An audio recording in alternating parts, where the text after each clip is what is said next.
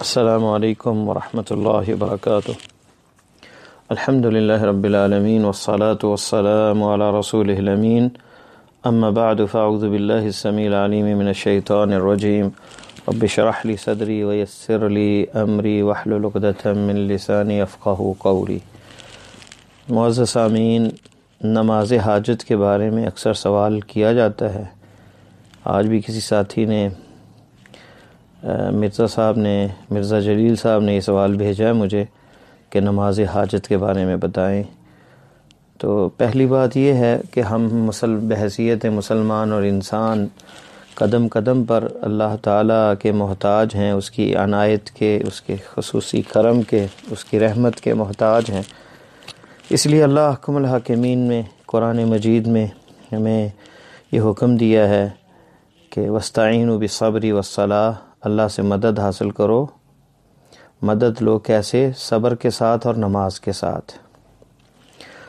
اور امام ابن کثیر رحمہ اللہ نے بھی اس کی تفسیر میں ایک اثر بھی ذکر کیا ہے عبداللہ ابن عباس رضی اللہ تعالیٰ عنہ کا، کہ انہیں کوئی خبر پہنچتی ہے کسی کی وفات کی، تو سفر میں تھے، فوراً رکے، ایک سائیڈ میں گئے اور فوراً جو ہے وہ انہوں نے نماز ادا کی، اِنَّا لِلَّهِ وَإِنَّا إِلَيْهِ راجعون پڑھا اور نماز ادا کی۔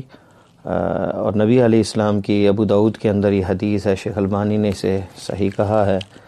صحیح ابو داؤد کے اندر ہے۔ تو اس میں بھی یہ لفظ ہیں نبی علیہ السلام کے بارے میں، اذا حزبہ امر فزع الی الصلاۃ، آپ کو کوئی پریشانی، کوئی مسئلہ ہوتا تو آپ نماز کی طرف بڑھتے۔ تو اصل یہ ثابت ہے قرآن و سنت سے، لیکن تفاصیل اس کی دعائیں خاص اور خاص رکھتے ہیں، ایسا کوئی وارد نہیں ہے۔ احادیث ملتی ہیں، اس پہ بھی ابھی بات ہوگی۔ اس لیے ائمہ اربعہ کے نزدیک نماز حاجت کا وجود موجود ہے اور فقہاء نے اس کو لکھا ہے، اور اس کا کوئی انکار بھی نہیں کر سکتا کہ نماز حاجت یعنی جب بھی بندے کو کوئی حاجت ہو رب سے یا دعا مانگنی ہو تو نماز بندہ پڑھ سکتا ہے۔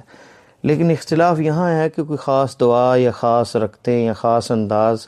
اس میں جو ہے لجنہ دائمہ کمیٹی جو سعودی عربیہ کی علماء کی ہے، وہ کہتے ہیں نماز حاجت جیسے نماز استخارہ ہے، اس طرح مخصوص اور مستقل نماز نہیں ہے۔ جب بھی بندے کو پریشانی ہو تو اس میں نفل نماز ہو، سنتے ہوں یا فرض ہو، کوئی بھی نماز بندہ پڑھ لے تو اس میں اللہ تعالیٰ کے حضور جو ہے وہ دعا کر سکتا ہے، اپنی پریشانی رکھ سکتا ہے۔ لیکن اسپیشل اس کے لیے کوئی خاص دعا جیسے نماز استخارہ کے لیے آپ نے بتائی، ایسی ثابت نہیں۔ اس بارے میں 4 احادیث وارد ہیں نبی مکرم صلی اللہ علیہ وسلم سے۔ ایک میں ان میں جو ہے 4 احادیث ہیں، 2 موضوع اور من گھڑت روایات ہیں جس میں نماز حاجت کا ذکر ہے، اور ایک روایت میں 12 رکعت کا ذکر ہے، اور دوسری میں 2 رکعتوں کا ذکر ہے۔ تیسری جو روایت ہے وہ بہت ضعیف جداً ہے، اور چوتھی جو ہے وہ ضعیف ہے، اور ان میں بھی 2 رکعت کا ذکر ہے۔ پہلی جو روایت ہے جس میں سوال ہے، اور وہ عبداللہ ابن مسعود رضی اللہ تعالی عنہ روایت کرتے ہیں نبی صلی اللہ علیہ وسلم سے کہ انہوں نے کہا کہ 12 رکعتیں بندہ نماز پڑھے دن یا رات میں سے، اور پھر ہر 2 رکعت کے درمیان جو ہے وہ تشہد میں بیٹھے، اور جب آخری تشہد ہو تو اللہ تعالیٰ کی ثنا بیان کرنے کے بعد، درود پڑھنے کے بعد، تحیات پڑھنے کے بعد سجدے کے اندر یہ پڑھے فاتحۃ الکتاب 7 دفعہ، اور یہ پڑھے لا الہ الا اللہ وحدہ لا شریک لہ لہ الملک ولہ الحمد وہو علی کل شیء قدیر 10 دفعہ، اور پھر یہ دعا کرے اللہم انی اسألک بمعاقد العز من عرشک ومنتہى الرحمہ من کتابک واسمک الاعظم وجدک الاعلی وکلماتک التامہ، پھر آپ نے فرمایا ثم سل حاجتک ثم ارفع راسک، پھر اپنی حاجت کو رکھے اور پھر سر اٹھائے، پھر دائیں اور بائیں جو ہے سلام پھیر دے۔ اور آپ اس میں لفظ یہ ہیں وَلَا تُعَلِّمُوهَا سُفَهَاءَ فَإِنَّهُمْ يَدْعُونَ بِهَا فَيُسْتَجَابُ لَهُمْ، کسی سفیہ کو یہ نہ سکھائیں کیونکہ ان کی دعا قبول ہو جائے گی اور وہ غلط کوئی دعا مانگ لیں گے۔ اسے ابن جوزی نے اپنی موضوعات میں جلد نمبر 2 اور 63 نمبر صفحے پہ ذکر کیا ہے۔ اور اس کی سند میں عامر ابن خداش عن عمرو ابن ہارون البلخی ہیں، اور ابن جوزی نے عمرو البلخی جو ہے ابن معین سے یہ نقل کیا ہے کہ یہ جھوٹا تھا، اور حدیث میں مطلق طور پر نماز کے سجدوں میں تلاوت پر کرنا جو ہے، قرآن پڑھنا، وہ ثابت بھی نہیں ہے۔ امام علامہ ذہبی کی جو ہے کتاب جو ہے موضوعات، اس میں بھی آپ یہ صفحہ 167 پہ دیکھ سکتے ہیں، اور ابن جوزی کی موضوعات جو ہے دوسری جلد 63 نمبر صفحے پہ ہے۔ تو یہ موضوع من گھڑت روایت ہے، یہ روایت دعا کے لفظ جو ہے اس میں تو ایسی کوئی چیز نہیں ہے، اگرچہ بعض نے معاقد العز کے بارے میں اختلاف علماء کے درمیان میں موجود ہے، اس لیے بعض اہل علم نے اس دعا سے منع کیا، جن میں امام ابو حنیفہ رحمۃ اللہ علیہ بھی ہیں۔ وہ کہتے ہیں کہ اس میں توسل بدعی ہے، یعنی جو توسل معاقد العز کہا گیا ہے، اور بعض نے جو ہے اسے جائز قرار دیا ہے۔ دیکھیں امام ابو حنیفہ رحمۃ اللہ علیہ کتنا توحید میں پختہ تھے، اندازہ کریں کہ اللہ تعالیٰ کی ذات کے علاوہ کسی کا توسل جو ہے اسے وہ جائز نہیں سمجھتے، اور توسل بدعی کہا اس لیے اسے ناجائز کہا۔ بعض کا یہ اس کے بارے میں ہے کہ آپ کی صفات سے، اللہ کی صفات کے ذریعے سے یہ توسل وسیلہ لیا گیا ہے، اور جنہوں نے منع کیا ہے ان کے ہاں مخلوق سے مخلوق کا وسیلہ لینا جائز نہیں، جیسے کہ امام ابو حنیفہ رحمۃ اللہ علیہ ہیں۔ شیخ البانی رحمۃ اللہ علیہ کہتے ہیں اقول لکن الاثر مشار الیہ باطل لا یصح، یہ اثر جو ہے جس کی طرف اشارہ ہے یہ ثابت نہیں ہے، اسے ابن جوزی نے موضوعات میں ذکر کیا ہے، اور یہ من گھڑت روایت ہے۔ اسی طرح حافظ امام ذیلی رحمہ اللہ نے اپنی نصب الرایہ میں، اور اس کے ساتھ احتجاج جائز نہیں ہے۔ اس میں جو ہے اسألک بمعاقد العز من عرشی کا، اس میں صفت توسل ہے اللہ تعالیٰ کی صفت کے ساتھ، اور اللہ کی صفات کے ساتھ جو وسیلہ پکڑنا وہ جائز ہے، اس کے دلائل اور اس کے علاوہ بھی حدیث میں ثابت ہے۔ تو یہ حدیث جو ہے موضوع ہے، اگرچہ دعا کے اندر ایسی کوئی بات نہیں ہے، لیکن بہرحال یہ حدیث ضعیف ہے۔ دوسری حدیث جو ہے نبی علیہ السلام سے جو وارد ہے صلاۃ حاجت میں، ابن عباس رضی اللہ تعالیٰ عنہ کی، جس میں جبریل علیہ السلام آتے ہیں اور یہ دعا لاتے ہیں کہ اور آپ کو کہتے ہیں اذا نزل بک امر من امر دنیا کا،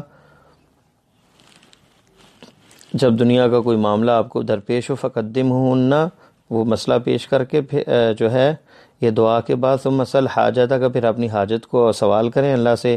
یہ دعا ہے یا بدیع السماوات والارض یا ذا الجلال والاکرام یا صریخ المستصرخین یا غیاث المستغیثین یا کاشف السوء یا ارحم الراحمین یا مجیب الدعوات المضطرین یا الہ العالمین بک انزل حاجتی وانت عالم بها فقضیها۔ یہ دعائیں جو ہیں، اس دعا کے اندر کوئی شرک نہیں ہے، یہ دعا ویسے بندہ پڑھ سکتا ہے، کوئی حرج نہیں، لیکن یہ سنت نہیں ہے۔ بہرحال یہ جو روایت ہے یہ ترغیب و ترہیب میں ہے، شیخ البانی نے اسے ضعیف ترغیب و ترہیب میں 419 نمبر پہ ذکر کیا ہے، اور سلسلہ ضعیفہ میں 5298 ہے، اور اس میں لکھا ہے کہ یہ موضوع ہے، من گھڑت ہے۔ تیسری روایت جو ہے عبداللہ ابن ابی اوفا کی ہے، جس میں نبی علیہ السلام کی طرف یہ نسبت ہے کہ جسے کوئی حاجت ہو کسی انسان کی طرف یا اللہ کی طرف، وضو کرے اور پھر اچھے طریقے سے وضو کرنے کے بعد 2 رکعت پڑھے،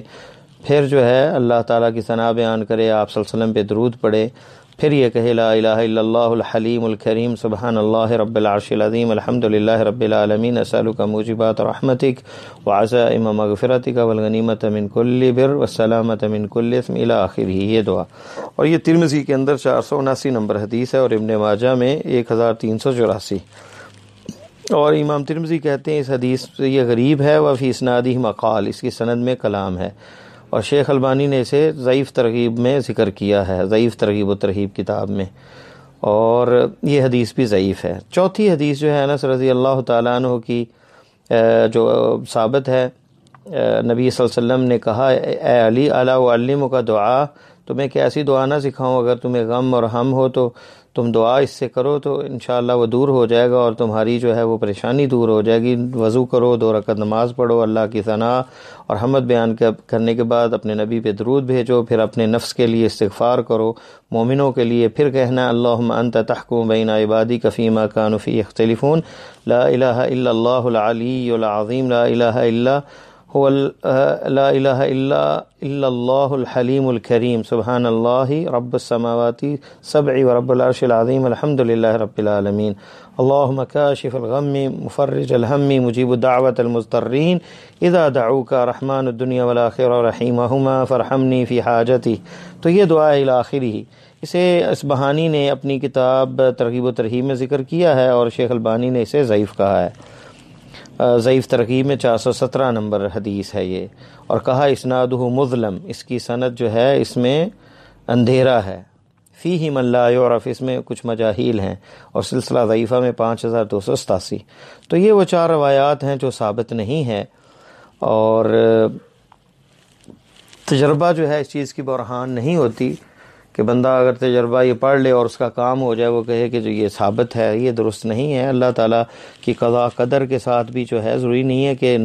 جو ہے اللہ تعالیٰ کے فیصلے ہوتے ہیں، بندہ کوئی مصیبت میں ہے تو نماز پڑھے یا نہ پڑھے، وہ مصیبت اللہ کا وقت ہوتا ہے کہ اس وقت میں اس کی مصیبت دور ہوگی، تو بندہ یہ سمجھتا ہے کہ یہ شاید یہ دعا کی وجہ سے ہوا ہے۔ اگر یہ سنت سے ثابت ہوتی تو یقیناً ہم یقین کے ساتھ ایسا کرتے، لیکن یہ روایات صحیح نہیں اور تجربے کے ساتھ جو ہے ان چیزوں کو نہیں لیا جا سکتا۔ باقی ان احادیث میں جو دعائیں ہیں اس میں اللہ تعالیٰ کی ثنا ہے، اس کی مجد کا ذکر ہے، اس سے سوال ہے، اس کا کوئی حرج نہیں، وہ بندہ ان الفاظ کو پڑھ سکتا ہے، لیکن یہ خاص اس صفت کے ساتھ سجدوں کے اندر 7 دفعہ سورہ فاتحہ پڑھنا اور یہ سمجھنا کہ یہ اللہ کے نبی سے ثابت ہے، یہ درست نہیں ہے، ایسی کوئی حدیث وارد نہیں ہے۔ باقی جب بھی بندے کو کوئی پریشانی آئے، دعا مانگنی ہو تو بندہ عام 2 رکعت پڑھے، اگر نماز کا ٹائم نہیں ہے، اور اللہ سے دعا کرے، اللہ تعالیٰ اس کی پریشانی وہ دور کر دیں گے۔ اس لیے شاید جو ائمہ 4 ہیں انہوں نے بھی نماز حاجت کو جو ہے فقہائے 4 ائمہ 4 کے ماننے والے جو پیروکار ہیں انہوں نے نماز حاجت اسی انداز سے شاید لی ہے، یا اس کی بنیاد جو ہے یہ ضعیف احادیث ہیں، واللہ تعالی عالم۔ السلام علیکم ورحمۃ اللہ وبرکاتہ۔